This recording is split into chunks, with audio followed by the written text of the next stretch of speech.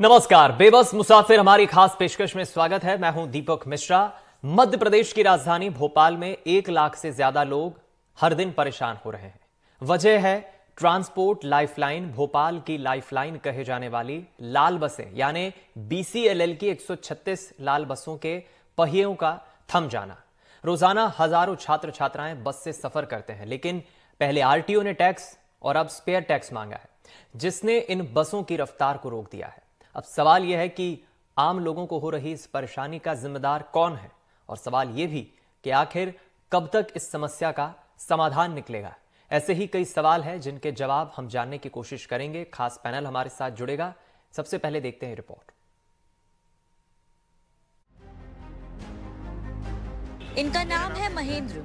राजधानी भोपाल के एक कोने पर रहते हैं। भोपाल के ही कोचिंग हब एमपी नगर में पढ़ने के लिए आते हैं। महेंद्र पिछले कई दिनों से परेशान हैं क्योंकि रोजाना क्लास छूट रही है, बस नहीं मिलती है, कोचिंग वक्त पर नहीं पहुंच पाते, ऑटो मनमाना किराया वसूलते हैं, महीने का बजट बिगड़ता जा रहा है।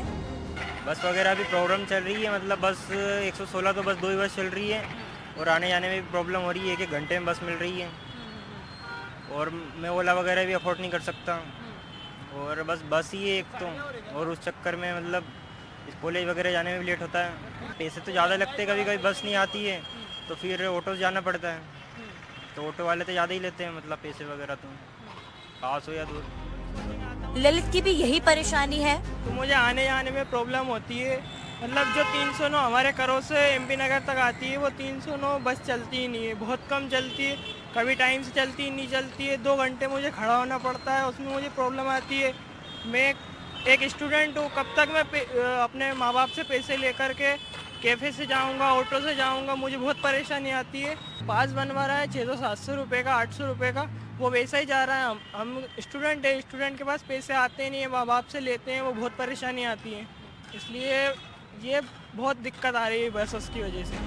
भोपाल में करीब 136 बसों के पहिए थमे हुए हैं। वजह है परिवहन विभाग ने और भी ज्यादा टैक्स की डिमांड की है। भोपाल सिटी लिंक लिमिटेड का कहना है कि वो 1.88 करोड़ का टैक्स भर चुके हैं, लेकिन बसों का 10 लाख का स्पेयर टैक्स नहीं भरा गया है। इस वजह से परमिट रिन्यू भी नहीं हुआ है। राजधानी भोपाल के आम आदमी के सफर में चलने वाली ये लाल बस यानी कि बीसीएलएल की बस पर अब टैक्स की मार है। ये जो बसें आप खड़ी हुई देख रहे हैं, बाग सेवनिया के डिपो पर ये सभी बसेस खड़ी हुई हैं और जैसा कि आप देख पा रहे होंगे कि इनके पहिए थमे हुए हैं। राजधानी भोपाल के लाखों ऐसे लोग हैं जो कि रोजाना इन बीसीएलएल की बसेस में सफर करते हैं, लेकिन फिलहाल अब बीसीएलएल टैक्स की मार से जो है वो काफी ज्यादा परेशान हो रहा है।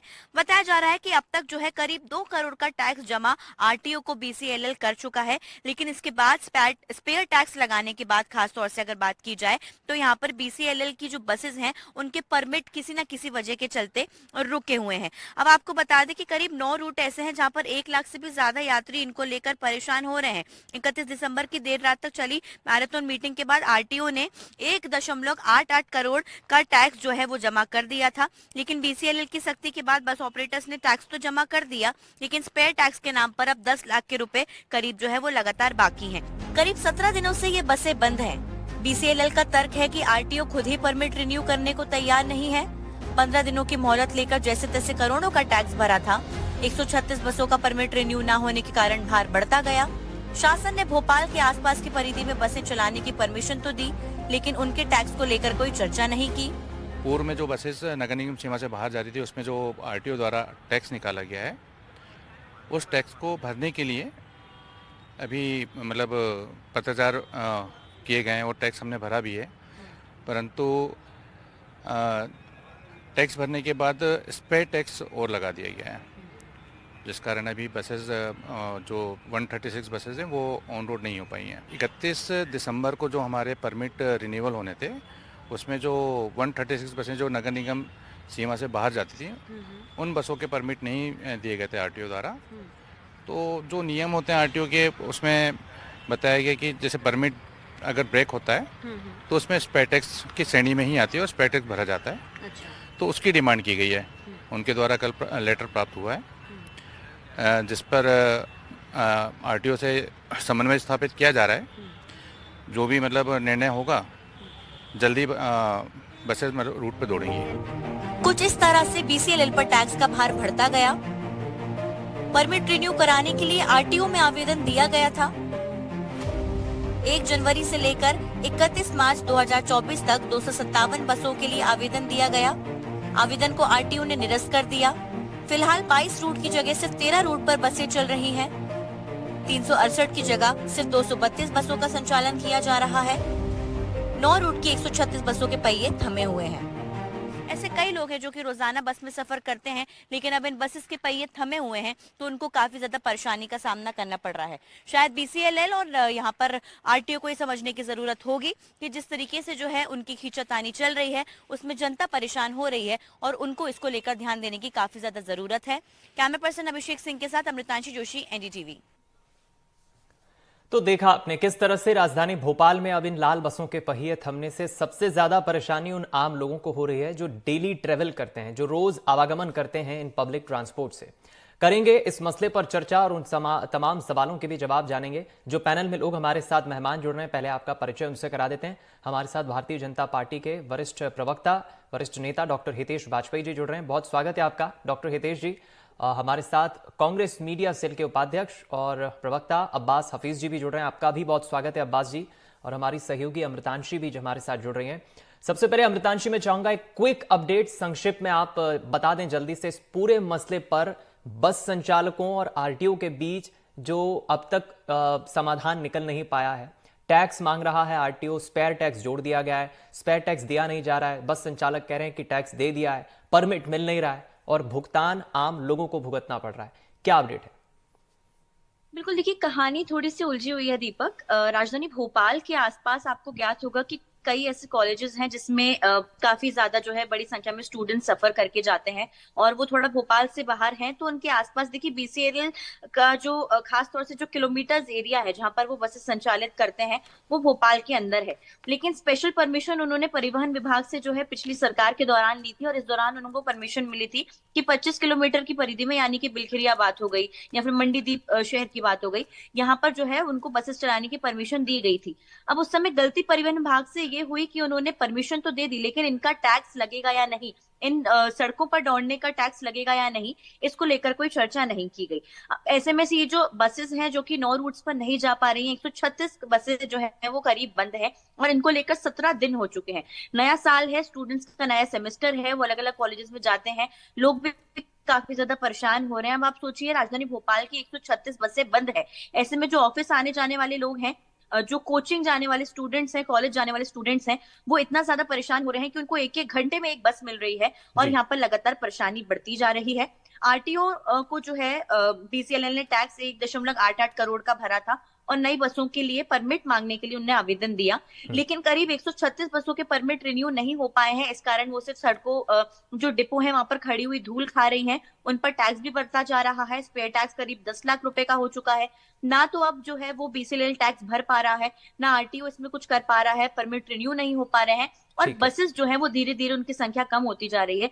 तो यहाँ पर जनता देखिए परेशान है। करीब रोजाना 1 लाख जो है की संख्या के साथ जनता परेशान होती है। 9 रूट्स पूरी तरीके से हम देख सकते हैं कि वो बंद हो चुके हैं जहां पर बसेस नहीं चल पा रही हैं और जनता की परेशानी इस कदर है कि वो बेबस होते जा रहे हैं, यानी कि उनके पास परेशानियों का भंडार तो हो ही गया इस कारण से, लेकिन बस भी उनको नहीं मिल पा रही है। ठीक है, मैं लौटूंगा अमृतांशी, ये क्विक अपडेट देने के लिए शुक्रिया आपका। हमारे राजनीतिक मेहमानों का अब हम रुख कर लेते हैं। सबसे पहले डॉक्टर हितेश वाजपेयी, मैं आपसे ही शुरुआत करना चाहूंगा क्योंकि सत्ता में इस वक्त आपकी पार्टी की सरकार है और लाल बसों की अहमियत राजधानी भोपाल में क्या है ये बहुत भली भांति आप समझते हैं। मसला RTO और बस संचालकों के बीच है, लेकिन सर क्यों अब तक करीब 17 दिन बीत जाने के बाद भी समस्या का समाधान नहीं हो पा रहा? क्योंकि सबसे ज्यादा परेशानी तो उन आम लोगों को हो रही है।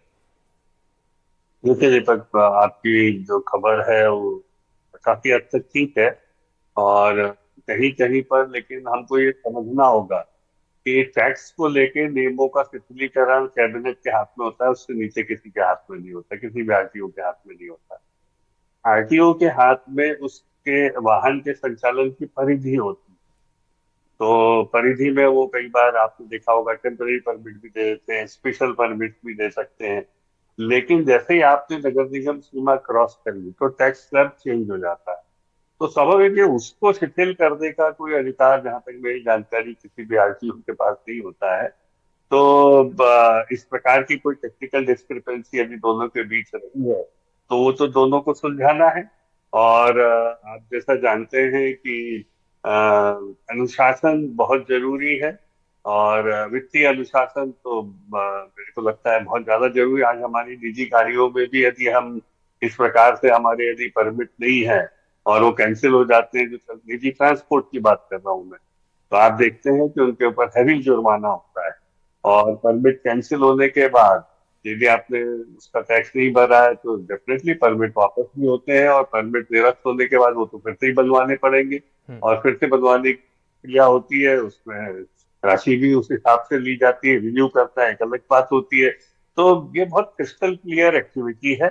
और मुझे लगता है कि बीसीएलएल वालों को एक बार फिर से बैठना चाहिए, क्योंकि एक ऑटोनोमस कंपनी है और शासन के पास किसी भी प्रकार से कोई इनका आवेदन लंबित नहीं है। तो मुझे लगता है कि परिवहन वालों के साथ बैठकर इसका कोई रास्ता हमको निकालना ही होगा। तो ये और हम कब तक मानकर चलें डॉक्टर हितेश कि ये समाधान कब तक हल हो जाएगा? क्योंकि 2-3 दिन तक समझ आता है, लेकिन 17 दिन बीत जाने के बाद भी कोई हल नहीं निकला। तो ऐसे में कब तक हम मानकर चलें? सरकार या परिवहन मंत्री इसमें क्या हस्तक्षेप करेंगे, या जब तक वो टैक्स, स्पेयर टैक्स नहीं जमा होगा तब तक बात नहीं बनेगी और तब तक लोगों को परेशान होते रहना होगा? शासन की ओर से निर्देश है तभी वो 2 करोड़ भरे गए हैं। ये जानकारी शायद अमरतांशी जी को ही पता है कि बहुत ज्यादा इस कदर वो लोग कंपनी नहीं चला सकते हैं। नहीं तो जो कंपनी चलाने का या बसें चलाने का शासन से अनुबंध है, उस पर भी फिर आंच आ जाती है। तो इसलिए वो 2 करोड़ भरा भी इसलिए गया है। वो जो बात कर रहे हैं स्पेयर टैक्स की, जिसकी तरफ अमरतांशी जी बार बार इशारा कर रही है, जो परमिट निरस्त हो गए, खासतौर से ऐसी बसों के लिए जो नगर निगम सीमा के बाहर जाया करती थी, तो स्वाभाविक है कि उनकी टैक्स की दरें भी अलग होती है। तो उसको समझते हुए उनको करना होगा। भोपाल है, भोपाल का विस्तार भी हो रहा है, निस्रोत की तरफ बढ़ रहा है, इधर हम देश की रातीबड़ नीलबड़ की तरफ। तो स्वाभाविक है कि नगर निगम की सीमाएं जो होती है वो यदि जैसा बताया गया 20-25 किलोमीटर को और कवर करना चाहती है, मंडीदीप तक कवर करना चाहती है, तो आप जानते हैं कि किराया भी तो बढ़ जाता है। ठीक है। क्योंकि आप जो किराया दिया जाता है उसका टैक्स का हिस्सा उसमें शामिल होता है। ये मैं आपको बता दूं, बहुत इस पर ऐसा नहीं होता कि इस पर किराया कोई इन्होंने कैलकुलेट नहीं किया है टैक्स को रखते हुए। ठीक तो है। टैक्स इंक्लूडिंग किराया होता है जो लोग दे रहे हैं। तो मुझे लगता है और फेयरली इनको आगे आना चाहिए। और मैं उम्मीद करता हूं कि 1 या 2 दिन में ही इसका समाधान निकल जाएगा। लगभग 20% जो मुझे बताया गया है सर्विसेज अफेक्टेड हैं, तो वो भी रिज्यूम कर रही। चलिए ठीक है, आप कह रहे हैं भोपाल का विस्तार हो रहा है, भोपाल विकास के पथ पर बढ़ रहा है। तो मुझे लेकिन याद आया, मैं आज ही खबर पढ़ रहा था, शायद आज रात से या कल से ही भोपाल के बीआरटीएस को तोड़ने का मध्य रात्रि से काम भी शुरू होगा। करोड़ों रुपए बीआरटीएस पर भी लगाए। बहरहाल वो एक अलग विषय है। अब्बास हफीज जी, आप इस वक्त विपक्ष की भूमिका में हैं और ये कोई राजनीति का विषय नहीं है, ये जन हितैषी मुद्दा है, जनता से जुड़ा मुद्दा है जिस पर आज हम चर्चा कर रहे हैं। बतौर विपक्ष में रहने के नाते आप विद्वान प्रवक्ता हैं, क्या लगता है आपको समस्या ये जो खड़ी हुई है, आम लोगों की परेशानी जो बढ़ रही है, कैसे इसका हल होना संभव है? क्या समाधान आपको लगता है? कहां चूक हो रही है? आम लोगों को राहत कैसे मिले?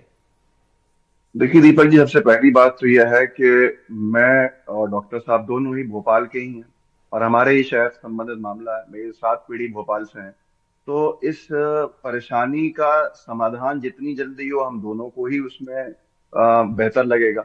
अब दूसरी बात जो मैं कह रहा हूँ वो ये है कि डॉक्टर साहब को मैं बहुत धैर्य से सुन रहा था। वो ऐसा प्रतीत हो रहा था जैसे कि कोई प्राइवेट बस कंपनी चला रही है, ऑटोनोमस उन्होंने कह दिया। ये बीसीसीआर कौन संचालित करता है? बीसीसीएल भोपाल नगर निगम संचालित करता है। नगर निगम भोपाल का अपर आयुक्त जो होते हैं वही इसके सीईओ होते हैं उनमें से एक, और उन्हीं की निगरानी में पूरा संचालन होता है। पासेस बनाने का महापौर पास जो है, जिसकी आपके पैकेज में एक छात्र बात कर रहा था, 700-800 रुपए लिए जाते हैं, वो भी नगर निगम के ही एक स्कीम का हिस्सा है। नगर निगम आता है शहरी विकास मंत्रालय में, और दूसरा परिवहन में आता है, आरटीओ। तो ये 2 सरकारी विभाग के बीच की जो खींचतान है उसका भुगतान, उसका खामियाजा भोपाल की जनता कर रही है। उसका खामियाजा हमारे छात्र जो खुद कह रहे हैं कि उनके पास इतना पैसा नहीं है खर्च करने का कि वो ओला और उबर जो प्राइवेट टैक्सी कंपनीज हैं या ऑटो से जाएं और 800 रुपये 700 रुपये का पास बनवा के वो भी जाया करें। तो ये एक बड़ा सवाल खड़ा होता है कि कहीं ना कहीं गवर्नेंस की चूक है और सरकार की जिम्मेदारी है। तो नगर निगम में किसकी सरकार है भाई? शहर सरकार भी भारतीय जनता पार्टी की है, तो ट्रिपल इंजन की सरकार में बैठे हुए हैं इनकी। उसके बाद अगर आज की तारीख में ये विषय आपके उठाने से जनता की नजरों में आ रहा है, तो बहुत माइक्रो लेवल का इश्यू है कि कई जगह के ऊपर बसेस नहीं चल रहे, ये आज मेन स्ट्रीम तक नहीं पहुंच पाता है। लेकिन इससे जो लोग प्रभावित होते हैं, पीड़ित होते हैं, आप उनके घर का खर्चा देखिए, बिगड़ जाता होगा। तो ये कब तक खींचतान चलेगा और इस खींचतान का समाधान कौन निकालेगा? जाहिर सी बात है, सरकार के दो विभाग हैं, दोनों विभाग के आपस के अधिकारी बैठ के इसका अगर समाधान निकालें, माननीय मंत्री महोदय का हस्तक्षेप हो, महापौर महोदया का हस्तक्षेप हो, परिषद के अध्यक्ष महोदय का हस्तक्षेप हो, तो कुछ ना कुछ समाधान तो बहुत जल्दी निकल सकता है। ये इतना बड़ा विषय तो नहीं है। आप उनको चाहे तो टैक्स का जो भी समाधान निकले उसको इंस्टॉलमेंट बना के कर सकते हैं, लेकिन चलना बड़ा जरूरी है। यानी कितनी जल्दी चलेंगे क्या आप ये इस मानते हैं शहर का। अब्बास जी कि जिन जिम्मेदारों को पहल करना चाहिए इस मसले को हल करने के लिए, वो अभी भी उतनी सूझबूझता से इस मसले को हल नहीं करा रहे, क्योंकि मसला अब 17 दिन तक हो गया और हल नहीं हो पाया? विषय नहीं है दीपक जी, मुझे लगता है कि उनकी प्राथमिकता क्या है, उनकी कुछ सूची में ही नहीं है इसका हल करना। आज जिस तरह से हेडलेस डायरेक्शन चल रहा है, डायरेक्शन लेस है आज, नगर निगम हो या दूसरे विभाग हो, ये बड़ा विषय है। इनका भुगतान जो है, मैं डॉक्टर साहब के सामने बड़ी अच्छाई से बात रख सकता हूँ, क्योंकि वो समझते हैं और वो इस पूरे सिस्टम में रहे हैं। ये विभागों की खींचतान जिस तरह से अगर चलती रहेगी तो उसका खामियाजा विभाग नहीं भुगतेंगे, उसका खामियाजा आम जनता भुगतेगी, आम नागरिक भुगतेगा। और उसका गुस्सा कहाँ निकलता है वो एक अलग विषय है, चुनाव का विषय हो या कुछ भी हो। लेकिन आज की तारीख में जब स्थापित सरकार बनी हुई है, ऐसे में जनता कहाँ जाए, किससे अपनी शिकायत करे? क्या जो हेल्पलाइन नगर निगम की वो समाधान करने में सक्षम है? क्या सीएम हेल्पलाइन सक्षम है समाधान करने में? ये बड़े सवाल हैं कि जिम्मेदारी किसकी है, जवाबदेही किसकी है। मैंने आपको बता दिया कि सरकार का विभाग है, विभाग के अधीन आने वाला नगर निगम है, विभाग के अधीन आने वाला आरटीओ है, विभाग के अधीन आने वाले अधिकारी ही सीईओ हैं। अब किसकी गलती होगी किसकी नहीं होगी जनता जानती है। ठीक है, मैं जितना अब्बास जी की बातों को समझ पा रहा हूं डॉक्टर हितेश, आप जरूर इससे पहले कह चुके हो कि 2-1 दिन में जरूर इस समस्या का हल हो जाएगा। उम्मीद है, हम भी चाहते हैं कि जल्द समस्या का हल हो। लेकिन मैं ये भी समझ पा रहा हूं, वो ये कह रहे हैं कि जो जिम्मेदार हैं, जिन्हें पहल करना चाहिए, वो इतने एक्टिव नहीं दिखाई दे रहे हैं, क्योंकि उनका ध्यान, उनकी प्राथमिकताएं कुछ और हैं बजाय इस समस्या को हल करने के। मैं अब्बास भाई का इशारा समझ रहा हूँ, शायद वो 22 जनवरी की बात कर रहे होंगे। और स्वाभाविक है, पूरी कांग्रेस नाराज बैठी हुई है, क्योंकि हम सभी लोग वाकई में 22 जनवरी के कार्यक्रम को लेकर अलर्ट भी हैं और उत्साह में भी हैं। और स्वाभाविक है कि वो आज हमारी बहुत बड़ा विषय है हम लोगों के लिए, मैं उसको नकारूंगा नहीं। लेकिन मैंने जैसा आपको पहले ही बताया, देखिए 2 करोड़ रुपए दिए गए हैं, वो दिए ही शासन की तरफ से गए हैं, यदि आप, मैं अब्बास भाई की बात को मान लूं। दूसरी बात देखिए क्या होता है, टैक्स को फिर समझिए, टैक्स में ऐसे बार बार दबाव में आके टैक्स के रिलैक्सेशन नहीं किए जा सकते।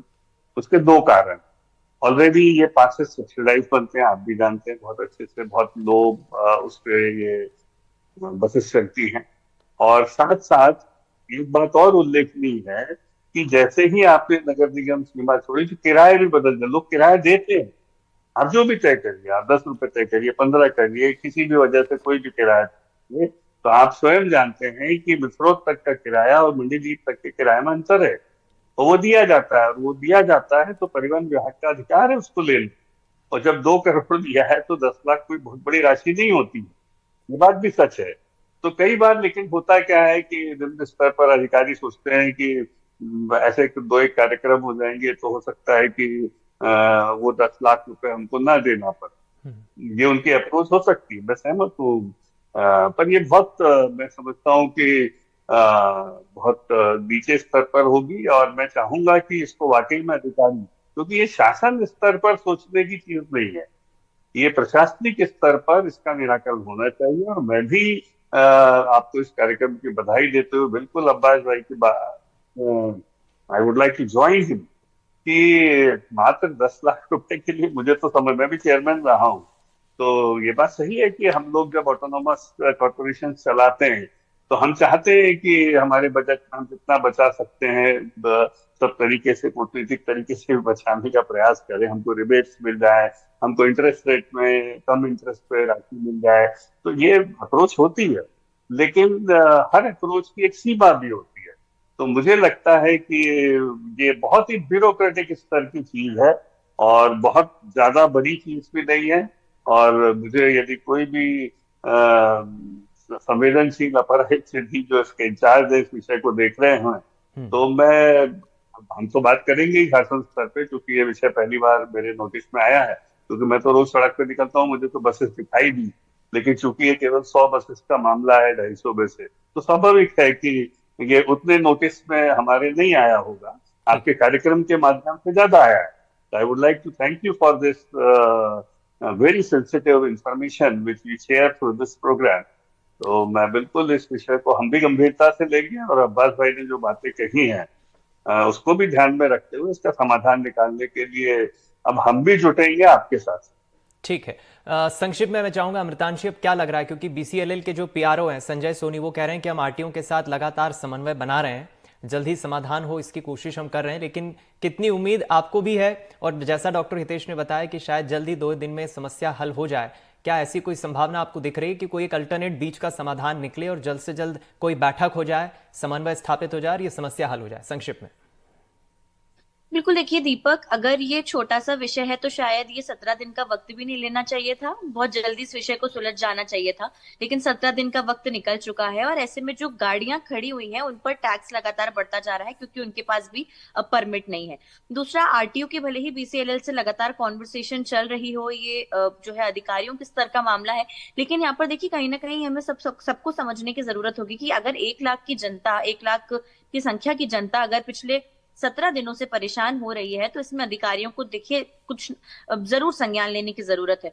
दूसरा, नगर निगम को ये चीज समझने की जरूरत है, क्योंकि नगर निगम पिछले कई दिनों से कई ऐसे, हम कह सकते हैं कि संवेदनशील विषय है, कई ऐसे विषय हैं जिनको लेकर काफी देरी से जाग रहा है, चाहे हम डॉग बाइटिंग के मामले की बात करें या इसी जो है मामले की हम बात करें। नगर निगम को भी देखिए कहीं ना कहीं जरूरी होगा। दूसरा, ये जो बाहर जाने वाली बात है बसेस की, ये आदेश जो है वो सरकार की ओर से ही दिया गया था, वो परिवहन विभाग की ओर से दिया गया था। मैंने बकायदा आदेश की कॉपी देखी है, परिवहन विभाग ने खुद जो है परमिशन दी थी कि आप जाइए बसेस लेकर। लेकिन कहीं ना कहीं देखिए उस समय परिवहन विभाग को टैक्स को लेकर डिस्कशन कर लेना चाहिए था, क्योंकि देखिए बीसीएलएल भले ही टैक्स भर भर के यहाँ पर परेशान हो, अब स्पेयर टैक्स के कारण आखिर में भुगतना तो हमें ही पड़ रहा है, जनता को ही भुगतना पड़ रहा है। तो कहीं ना कहीं इसको लेकर जल्द से जल्द एक सामंजस्य बिठाने की काफी ज्यादा जरूरत है, जिससे कि जनता की परेशानियां हल हो सके। और मैं हितेश जी को धन्यवाद दूंगी जो उन्होंने जो है साथ आकर जो है काफी अच्छे से कहा है कि इस मुद्दे को वो उठाएंगे और शायद हम सब मिलकर जनता की परेशानी सॉल्व कर सकें। चलिए, मैं चर्चा को आगे नहीं बढ़ा पाऊंगा, संक्षिप्त 5 सेकंड में कुछ कहना चाह रहे हैं डॉक्टर हितेश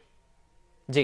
आगे कर रहा हूँ, उन्होंने डॉग बाइट कहा उसके ऊपर और आपने कहा बीआरटीएफ में, कुछ बोल नहीं पाया हूँ, इसका अर्थ ये नहीं कि मैं जानता हूँ, तो अगली चर्चा में उस पर जरूर चर्चा करें। चलिए ठीक, बहुत शुक्रिया। मैं समझता हूं कि एक बहुत सकारात्मक चर्चा हुई। डॉक्टर हितेश वाजपेयी और अब्बास हफीज दोनों राजनीतिक मेहमानों ने अपना अपना तर्क रखा और सोल्यूशन जल्द से जल्द निकले, ये हमारी कोशिश है। एनडीटीवी ने यह मुद्दा उठाया, सभी मेहमानों का बहुत शुक्रिया। बेबस मुसाफिर हमारी इस खास पेशकश में फिलहाल इतना ही। खबरों का सिलसिला जारी है, दीजिए इजाजत, नमस्कार।